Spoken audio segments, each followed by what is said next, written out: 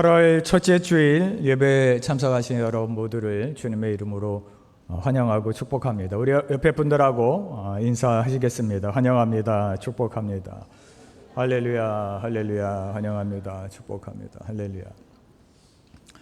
오늘 6살 된 딸을 둔 그 부부가 있는 이 가정이 있었습니다.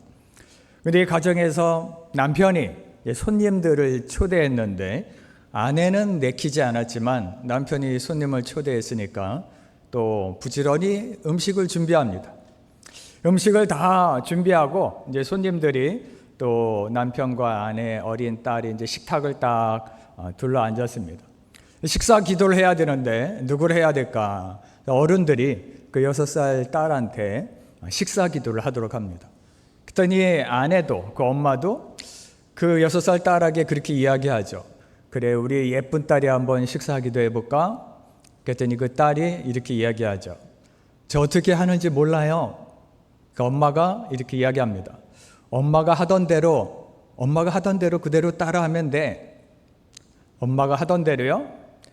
이 엄마는 평소에 엄마가 기도하던 대로 그대로 따라하라 라고 이렇게 말했는데 이 어린 딸은 엄마가 음식 준비를 하면서 하던 말을 그대로 따라하다 라고 들었습니다. 그래서 이제 이 딸이 기도를 시작하는데 거기 있던 사람들이 눈이 번쩍 뜨이진 기도를 합니다. 뭐라고 했냐면은 오 주여, 이 무더운 날 사람들을 초대하게 하셔서 왜 이렇게 생고생을 하게 만듭니까? 할렐루야. 우리 오늘은 기도에 대해서 말씀을 나눕니다. 우리는 새술은 새 부대에 담으라는 예수님의 말씀과 같이 새롭게 부어주실 하나님의 놀라운 은혜를 담기 위해 새로운 가족 부대를 준비하고 있습니다. 지난 몇 주 동안 말씀을 나눈 것 같이 믿음의 가족 부대, 사랑의 가족 부대, 비전의 가족 부대를 준비해야 됩니다. 그리고 하나님의 말씀, 지난주와 같이 하나님의 말씀의 능력을 사모해야 되는데 시편 통해서 하시는 하나님의 말씀은 금, 곧 순금보다 하나님의 말씀을 더 사모하고, 우리는 다 금을 사랑하지만 그 금보다 하나님의 말씀을 더 사모하고 꿀보다, 송일꿀보다 하나님의 말씀이 더 단 하나님의 말씀이 되어야 된다. 하나님의 말씀의 능력, 그리고 또 하나 빼놓을 수 없는 것이 바로 기도입니다. 기도. 예수님께서도 사역의 중요한 전환점마다 기도를 하셨는데 공생애를 시작하시기 전에 광야에서 40일 동안 기도하셨더라. 세례를 받으시기 전에도 기도를 하셨고 12제자를 택하실 때도 기도를 하셨고 베드로의 고백 직전에도 기도를 하셨고 십자가 고난을 앞두고서도 겟세마네 동산에서 마치 떨어지는 땀방울이 핏방울과 같이 기도하신 예수님. 그리고 오늘 본문에서는 사역의 끝자락에서 기도를 하시러 3명의 제자들과 함께 변화산에 올라가십니다. 변화산 사건을 기록한 이 마가복음 9장은 우리에게 어떻게 기도해야 되는지, 어떻게 해야지 기도 응답을 받을 수 있는지를 우리에게 잘 알려주고 있습니다. 먼저 이 영적인 파산 선언이 필요하다. 기도하기 전에 첫 번째 단계가 영적인 파산 선언. 우리가 이 bankruptcy, 파산이 비즈니스에서 또 경제적인 파산은 피해야 될 파산, 부정적인 파산입니다. 그렇지만 영적인 파산은 나는 능력이 없고 더 이상 내 힘으로는 안 됩니다 라는 고백이 담긴 두 손 들고 하나님께 나아가는 파산, 그것이 바로 영적인 파산의 의미입니다. 오늘 본문을 보면 예수님께서 기도를 하시러 소수의 제자들과 함께 변화산에 오르시는 동안 산 밑에는 나머지 제자들이 있었습니다. 그때 귀신 들린 아이의 아버지가 그 제자들을 찾아와 우리 아들, 내 아들의 병을 고쳐주시옵소서. 그러나 제자들이 아무리 온갖 수단 방법을 다해도 그 아이의 병을 고치지 못합니다. 그때 산에서 내려오시는 예수님께 그 아이의 아버지가 하실 수 있거든 당신의 제자들은 하지 못했는데 하실 수 있거든 내 아들의 병을 고쳐주시옵소서. 예수님의 답변, 할 수 있거든이 무슨 말이냐? 믿는 자에게는 능치 못할 일이 없느니라. 그 예수님의 말씀을 듣고 아이의 아버지가 이렇게 소리를 지릅니다. 우리 오늘 본문 24절 말씀 같이 한번 읽습니다. 곧 그 아이의 아버지가 소리를 질러 이르되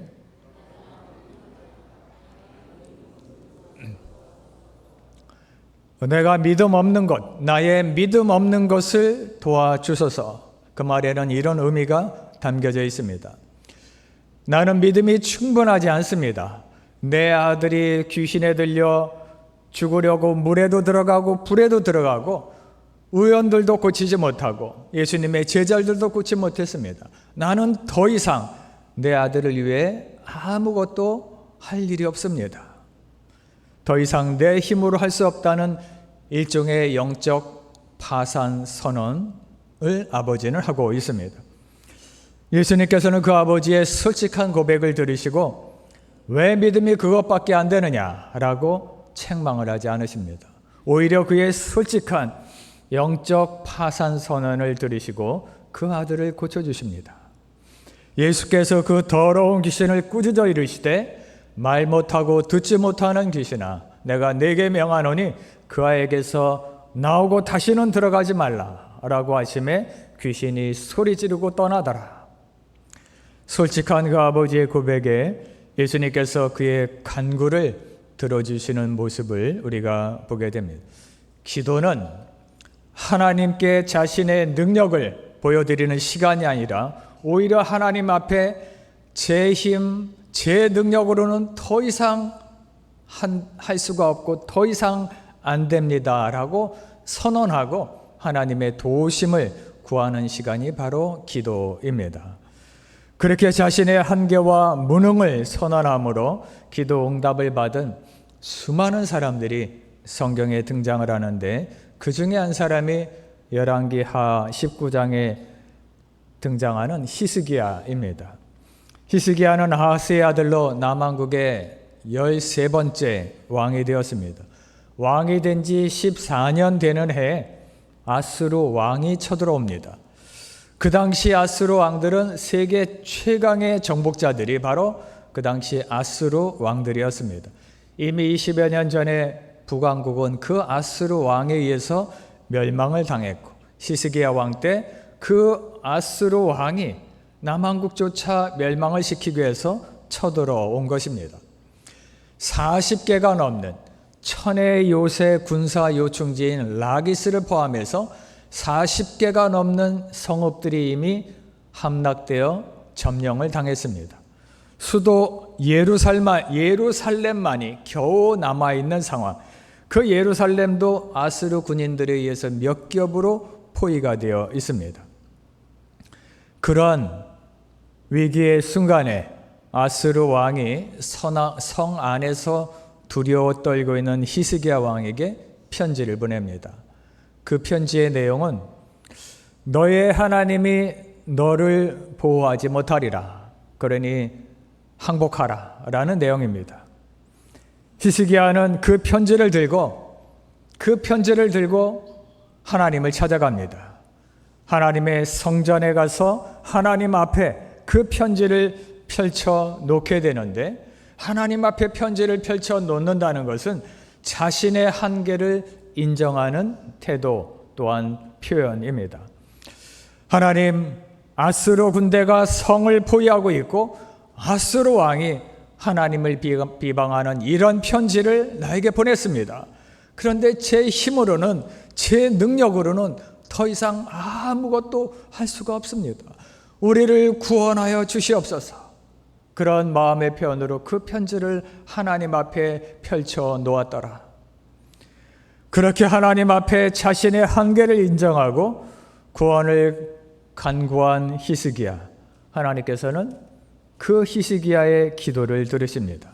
이사야 선지자를 통하여 하시는 말씀, 내가 내 기도를 들었노라. 그리고는 기도에 응답하셔서 아수르 군대를 물리치시고 남왕국을 구원하시는데 그 구원의 역사를 성경은 이렇게 증언합니다. 이 밤에 여호와의 사자가 나와서 아스로 진영에서 군사 18만 5천 명을 친지라. 아침에 일어나 보니 그들이 다 죽어 있었더라. 하나님께서 하나님의 방법으로, 상상할 수 없는 하나님의 방법으로 역사하셔서 히스기야의 기도를 들으시고 그들을 구원하셨더라. 마가복음 9장에 귀신 들린 아이의 아버지나 히스기야 왕이나 모두 자신의 한계를 인정하고 하나님 앞에 두 손 들고 나온 사람들입니다. 이와 같이 자신의 한계를 인정하는 순간 하나님께서 역사를 시작하십니다. 자신의 힘과 능력으로 무엇인가를 해보려고 애쓰고 하나님을 찾지 않는 인생보다 하나님께 나와 하나님 앞에 자신의 문제를 펼쳐놓고 내 힘, 내 능력으로는 더 이상 할 수 없습니다. 그러니 하나님께서 도와주셔야 되지 않겠습니까? 라고 솔직하게 드리는 그 고백의 기도, 그 기도를 하나님께서는 듣고 계십니다. 그리고 하나님께서 하나님의 방법, 우리가 상상할 수 없는 하나님의 놀라운 방법으로 역사하기 시작하십니다. 그런 기도로 하나님의 역사하심을 체험하시길 주님의 이름으로 축원합니다. 응답받는 기도는 이와 같이 더 이상 내 힘으로는 안 됩니다 라는 영적인 파산선언, 그리고 다음에 응답받는 기도가 되기 위해서는 의심하지 않고 온전히 하나님을 의지하고 하나님을 신뢰하는 기도가 그 다음에 기도입니다. 아무리 두 손 들고 문제를 가지고 하나님 앞에 펼쳐 놓았다 하더라도 의심이 마음 한구석에 있게 되면 응답을 받지 못합니다. 성경을 말씀하시기를 오직 믿음으로 구하고 조금도 의심하지 말라. 손톱만큼도 의심하지 말라. 그렇게 의심하는 자는 마치 바람에 밀려 요동치는 이 바다 물결, 산타모니카의 그 파도 물결과 같으니 이런 사람은 무엇이든지 주께 얻기를 생각하지 말라. 의심하지 않는 온전한 믿음의 기도를 하나님께서 들으신다라고 말씀하고 계십니다. 기도가 부족했던 제자들에게 하시는 말씀, 오늘 본문 우리 29장 29절 말씀 같이 한번 읽습니다. 이르시되 기도 외에 다른 것으로는 기도 외에는 이런 유가 나갈 수 없느니라. 자신의 믿음의 한계를 인정하고 드리는 기도, 의심하지 않고 온전히 하나님께 간절히 드리는 그 기도 외에는 이런 유가 나갈 수 없느니라. 그런 기도로 응답받은 한 여인을 소개합니다. 사사시대에 살던 한나입니다. 엘가나의 아내 한나는 자녀가 없었습니다. 당시 이스라엘 사회에서 자녀가 없다는 것은 큰 수치이며 불행이었습니다. 더군다나 엘가나의 또 다른 아내 브린나는 자신이 자녀가 있음으로 인해 자녀가 없는 한나를 괴롭히기 시작합니다. 한나는 남편의 사랑을 더 많이 받고 있는 상황이었기 때문에 남편을 찾아가 하소연을 할 수도 있었습니다. 그리고 자신을 괴롭히는 브린나와 맞서 싸울 수도 있었고, 아니면 자신의 처지를 한탄하며 그렇게 고통 가운데 살아갈 수도 있었습니다. 그렇지만 한나는 그런 고통, 그런 인생의 문제 가운데 그 문제를 가지고 실로에 계신 하나님의 성막을 찾아갑니다. 그리고는 하나님 앞에 자신의 문제를 펼쳐놓고 솔직하게 하나님께 고백합니다. 제 힘으로는 아이를 잉태할 수가 없습니다. 제 능력으로는 자녀를 낳을 수가 없습니다. 그러나 하나님께 매달려 기도하기 시작합니다. 한나의 기도가 얼마나 열심히 간절히 드리는 기도였는지 형식이 없는 기도, 매달려 드리는 형식이 없는 기도를 보고 제사장이 그런 한나를 보고 마치 술 취한 줄 알았더라. 온전히 몰두하여 온 힘을 다하여 드리는 한나의 기도. 그렇게 기도하니 자연히 통곡 소리가 터져 나옵니다. 통곡으로 간절히 부르짖어 기도한 후에 한나는 의심하지 않는 온전한 믿음으로 집으로 발걸음을 향하고 있습니다. 그의 온전한 믿음의 기도를 성경은 이와 같이 증언합니다. 얼굴에 다시는 근심빛이 없었더라. 기도하며 걱정하고 기도하며 근심하고 기도하며 의심하는 기도가 아니라 한나의 기도는 기도하고 근심하지 않고 기도하고 의심하지 않는 온전한 믿음의 기도였습니다. 그렇게 하나님의 긍휼을 구하며 온전한 믿음으로 간절히 구하니 하나님께서 한나의 기도를 들어주십니다. 아들을 허락하시는데 그 아들의 이름이 사무엘이었더라. 사무엘은 선지자로 위대한 사역을 감당한 사람입니다. 실제로 성경 속 이스라엘 역사는 사무엘을 기준으로 사무엘이 태어나기 이전과 사무엘이 태어나기 이후로 성경 속 이스라엘 역사는 나뉘어집니다. 사무엘 이전의 영적인 상태는 사사기 마지막 장 마지막 절에 기록한 대로 각기 자기 소견에 옳은 대로 행하였더라. 성경이니까 이렇게 고상하게 표현했지 각기 지 멋대로 살았더라. 제 감정대로 살았더라. 이것이 사무엘이 등장하기 이전에 이스라엘 백성들의 영적인 상태입니다. 그러나 사무엘이 등장하여 다윗에게 기름을 부음으로 새로운 시대가 열리게 됩니다. 하나님 마음에 합한 사람이 왕이 되고 그와 그의 자손들이 만들어가는 새로운 세상들이 펼쳐지게 된 것입니다. 한나는 그저 소박하게 아들을 구하는 기도를 드렸습니다. 내가 자녀가 없으니 나에게 자녀를 주십시오. 소박하게 기도를 드렸지만 하나님께서는 아들도 보통 아들이 아닌 이스라엘 역사를 바꿔놓는 위대한 선지자 사무엘을 허락하신 것을 보게 됩니다. 한 여인의 의심하지 않고 온전한 믿음으로 간구하는 기도가 성경 속 이스라엘의 역사를 바꾸어 놓았습니다. 우리의 기도도 역시 마찬가지입니다. 전적으로 하나님의 긍휼을 구하며 의심하지 않는 온전한 믿음의 기도, 그 기도에 하나님께서는 응답을 하십니다. 그리고 우리가 생각하지 못한 크고 비밀한 일, 크고 놀라운 일들을 경험하게 하고 계십니다. 그러한 놀라운 은혜를 체험하는 기도의 용사들이 되시길 주님의 이름으로 축원합니다. 하나님께서는 그런 기도의 응답으로 우리에게 능력을 허락하시는데 기도 외에는 이런 능력을 행할 수 없다라고 말씀하신 것 같이 하나님께서 자신의 한계를 인정하고 온전히 하나님을 신뢰하며 드리는 그 간절한 기도에 응답하셔서 능력을 베풀어 주시고 계십니다. 이 마가복음, 오늘 본문에 있는 이 마가복음 마지막 장에는 그런 하나님이 베풀어 주시는 그 구체적인 능력에 대하여 소개를 하고 있습니다. 오늘 마가복음 16장 17절 말씀 같이 한번 읽습니다. 시작. 믿는 자들에게는 이런 표적이 따르리니 곧 그들이 내 이름으로 귀신을 쫓아내며 새 방언을 말하며. 먼저 귀신을 쫓아내는 능력을 주신다. 귀신은 헬러 원어로 다이모니온이라는 헬러를 사용합니다. 이것은 귀신, 악마, 그리고 또 다른 의미는 악한 영입니다. 악한 영. 이 악한 영들이 멀리 있는 것이 아니라 늘 우리의 가까운 곳에 있는 것이 바로 악한 영들입니다. 인간은 영적인 존재이기 때문에 어떤 영으로든지 채워져야만 되는 존재가 인간입니다. 근데 이 악한 영들이 우리 안에 자리를 잡게 되면 사망의 길, 패망의 길로 갈 수밖에 없게 됩니다.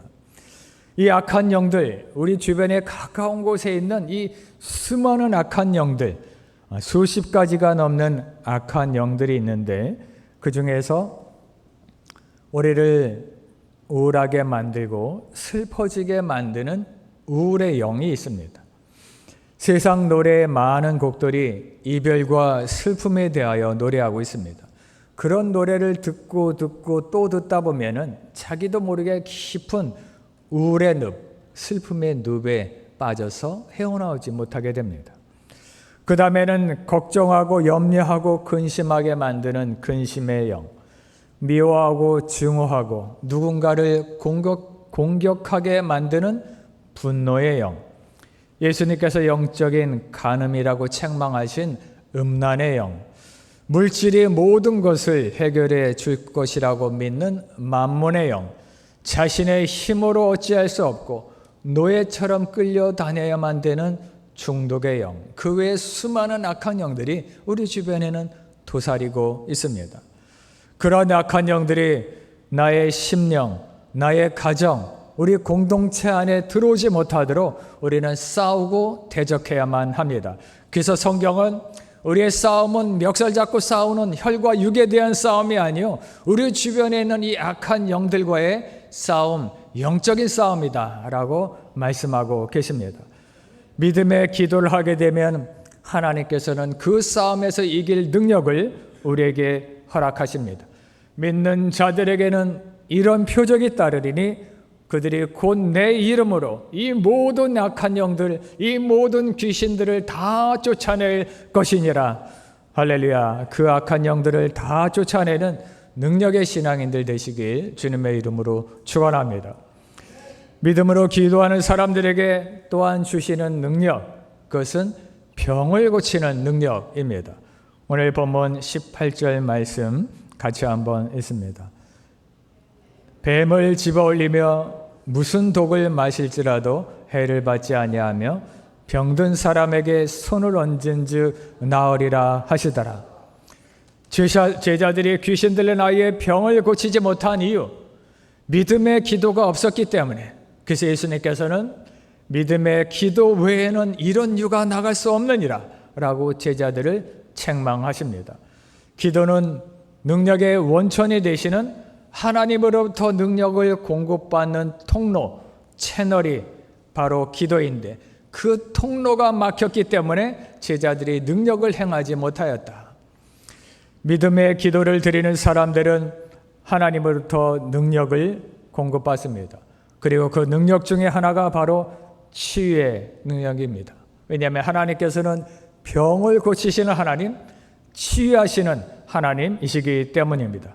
그래서 말씀하시기를 병든 사람에게 손을 얹은즉 나으리라. 믿음의 기도로 능력 있는 신앙인들 되시길 주님의 이름으로 축원합니다.